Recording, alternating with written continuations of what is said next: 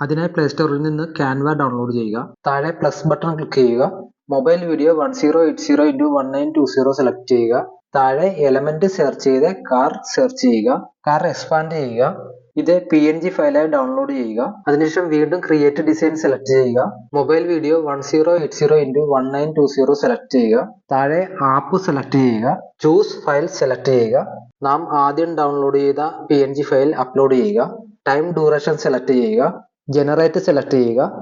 ഈ video drag ചെയ്ത് expand ചെയ്യുക.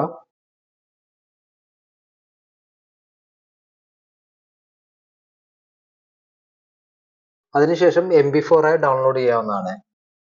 ഇതിന്റെ വിശദമായ വീഡിയോ ഹൃദയം യൂട്യൂബ് ചാനലിൽ അപ്ലോഡ് ചെയ്തിട്ടുണ്ട്. Thank you.